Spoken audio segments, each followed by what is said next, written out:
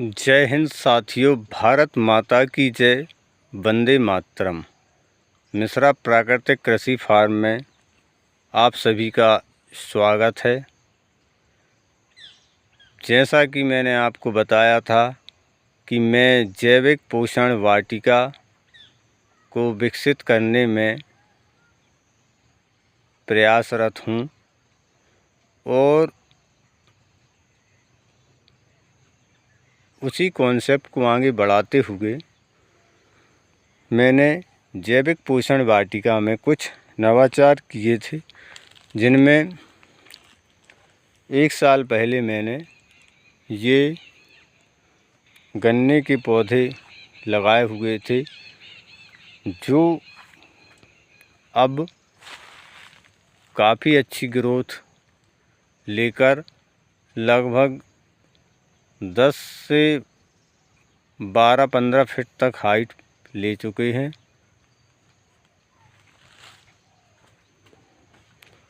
और जो जैविक पोषण वाटिका की थीम है, उसका उद्देश्य यही है कि कैसे हम छोटी जगह में प्राकृतिक खेती करके अपने परिवार के पोषण के लिए जो स्वास्थ्यवर्धक सब्जियां एवं फल हैं, उनको जैविक तरीके से हम कैसे विकसित कर सकते हैं। क्योंकि गन्ना भी एक बहुत ही पोषण देने वाला और एनर्जी देने वाला पौधा है। साथ ही इसका रस बहुत पौष्टिक होता है और समूची शुगर इंडस्ट्री भी गन्ना पे ही डिपेंड है। तो मैंने सोचा कि अपनी इस जैविक पोषण वाटिका में मैं गन्ना पे भी प्रयोग करूं। तो जैसा कि मैंने अभी बताया था कि इन पौधों को हमने 1 वर्ष पहले लगाया था, तब मात्र इसमें कुछ ही पौधे थे, लेकिन अब इनमें धीरे धीरे काफ़ी सूट निकलते आ रहे हैं। ये कुछ पुराने हो चुके हैं, जिनका कलर थोड़ा सा डार्क दिख रहा है। वो लगभग 6-8 महीने पुराने हैं। ये अभी बारिश में सूट आए हुए हैं। एक और ही छोटा सूट दिख रहा है जो जस्ट अभी निकला है। यहाँ से भी ये राइजोम के इधर दिख रहे हैं, जहाँ से जड़ें भी हैं, और यहाँ से भी आगे जाके सूट निकलेगा। अब बात आती है कि हम प्राकृतिक खेती में कैसे गन्नों का रखरखाव कर सकते हैं और कैसे हम गन्नों का अच्छे से उत्पादन कर सकते हैं। तो मैं विगत 1 वर्ष से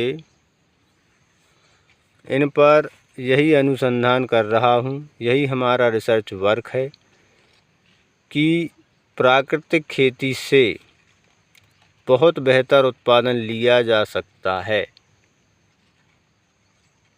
ये बात भ्रामक है कि उत्पादन सिर्फ और सिर्फ रासायनिक खादों के प्रयोग से ही मिलेगा।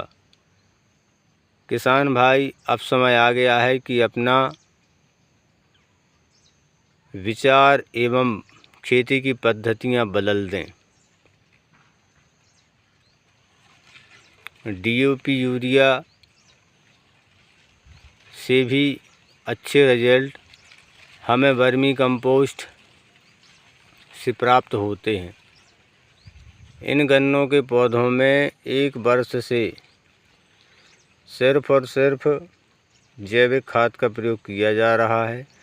इनमें एक भी दाना इस जैविक पोषण वाटिका में न यूरिया का डाला गया है, ना ही DAP का डाला गया है। भला इनकी ग्रोथ थोड़ी सी स्लो आए, लेकिन मैं ये दावे के साथ कह सकता हूँ कि प्राकृतिक खेती यदि आप करेंगे तो बहुत ही अच्छे रिजल्ट आएंगे।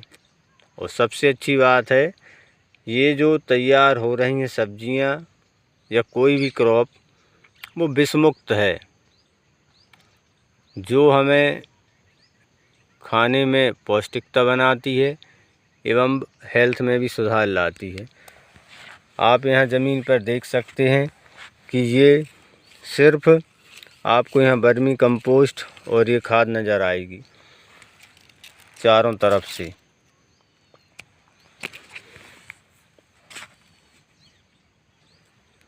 आप जैविक खाद का भरपूर प्रयोग करिए, उत्पादन DAP से भी बेहतर आएगा और फल सब्जियों के प्राकृतिक गुण उनमें बने रहेंगे, जिससे हमारे हेल्थ में सुधार आएगा और हम बीमारियों से भी बच सकते हैं।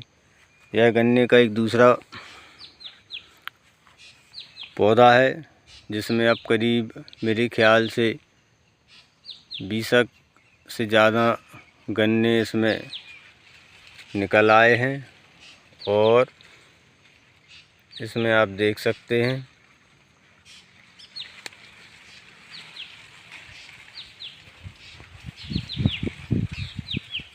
काफ़ी इनमें अच्छी मैच्योरिटी आ चुकी है।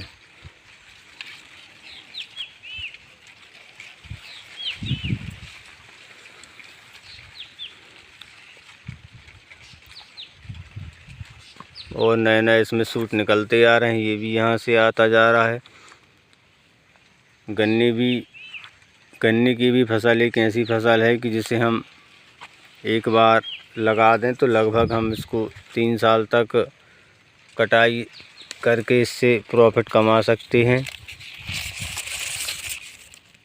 ये देखिए, ये सूट यहाँ निकल रहा है और ये निकला है, अभी एक ये आया है। तो कमेंट में आप अवश्य बताएं कि कहीं क्या इसमें कोई कमी नज़र आ रही है कि इसमें बिना रासायनिक खाद के इसकी ग्रोथ में कुछ कमी आई हो। बस समय समय पर आप इनका रखरखाव करते जाएं और पर्याप्त मात्रा में वर्मी कंपोस्ट इनमें देते जाएं।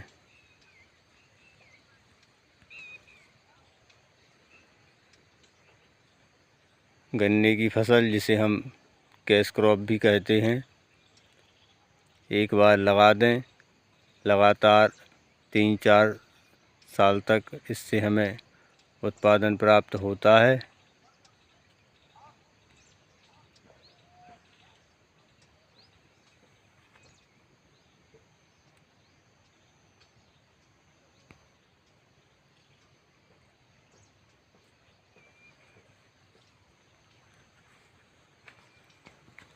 और इन्हीं गन्नों से हम जो मैच्योर हो जाते हैं, उनसे हम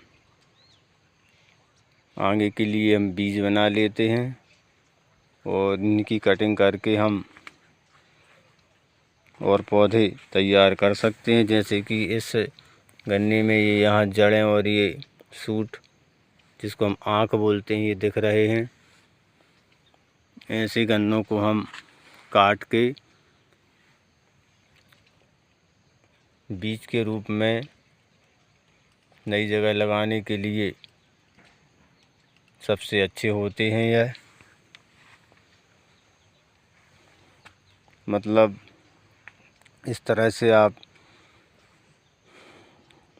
बिना किसी खर्च के स्वयं के प्रयास से ही बीज तैयार कर सकते हैं, जिससे आपकी बीज का जो खर्चा है वह बचेगा और अपने खेत पर फसल अपशिष्ट एवं गौ माता के गोबर से वर्मी कंपोस्ट तैयार कर लें तो आप खाद की भी बचत कर सकते हैं। और एक बार लगाने के बाद 3 साल तक मुनाफा देने वाली फसल है गन्ना। शुगर केन, तो 3 साल फिर आपको ज़्यादा कोई इसमें खर्चा करना नहीं है। मतलब 1 साल करना है, फिर 2 साल नहीं करना है। 2 साल फिर सिर्फ रख रखाव के दम पर यह आपको उत्पादन देने वाली फसल है। और किसान की आय दूनी करने में गन्ने की फसल बहुत अच्छी है और इससे हम वास्तव में किसानों का जीवन बदल सकते हैं। किसान भाइयों, अब हमें पुरानी पद्धतियों को छोड़कर नेचुरल फार्मिंग और स्मार्ट फार्मिंग करनी होगी। किसान पूर्ण रूप से अभी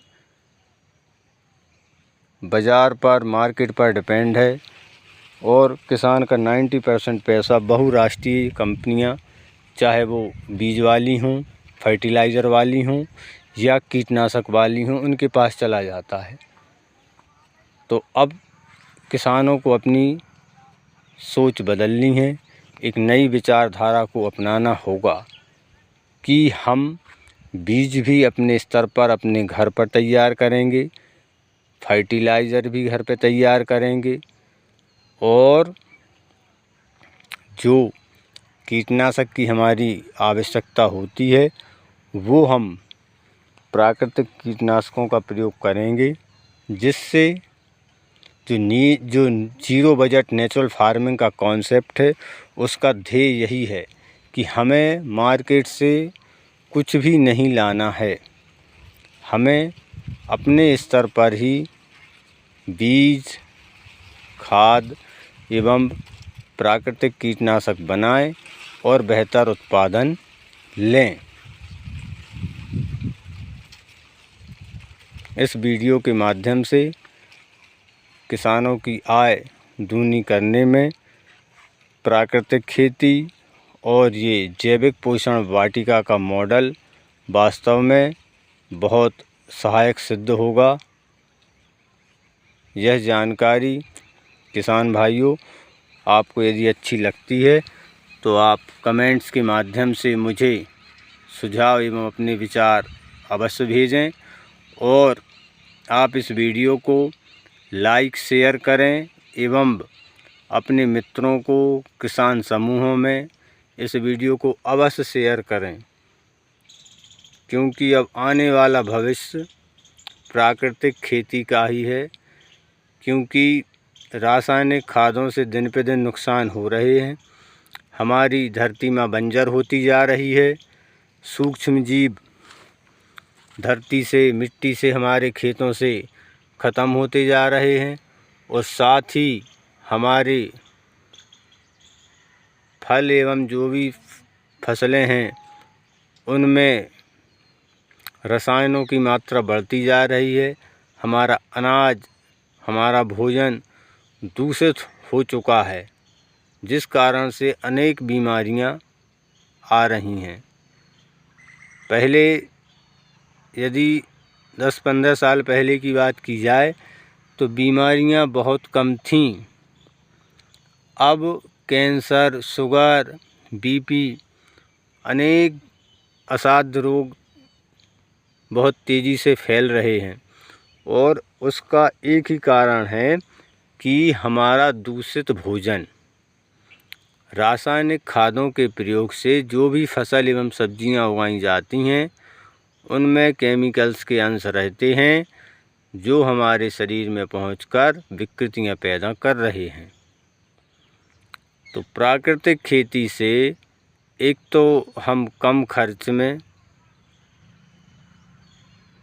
खेती कर सकते हैं, दूसरा हमारी धरती माता एवं पर्यावरण भी सुरक्षित रहता है, तीसरा जो भी फल, सब्जियां, अनाज उगता है वह स्वादिष्ट होता है, जिससे हम बीमारियों से बचते हैं। जब प्राकृतिक खेती में इतने सारे लाभ हैं तो हम क्यों रासायनिक की तरफ जा रहे हैं। आज समूचे देश में डीएपी, यूरिया की कितनी किल्लत है। कई जगह किसानों के साथ लड़ाई झगड़े हो रहे हैं, किसान आंदोलन कर रहे हैं, एक एक बोरी खाद के लिए लड़ रहे हैं। क्या 20 साल पहले भी अन्नदाता की यही स्थिति थी? नहीं, क्योंकि उस समय हम प्राकृतिक खेती, जैविक खेती और गोबर से बनने वाली जो भी खादें हैं, किसान उनका प्रयोग करता था और उसकी बाज़ार पर निर्भरता कम थी, जिस कारण किसान समृद्ध था। अब उल्टा हो रहा है, हम खाद के लिए मार्केट पर डिपेंड हैं। किसान का बहुत सारा पैसा खाद को खरीदने में, कीटनाशक में, बीजों में, इनमें ही खर्च हो जाता है।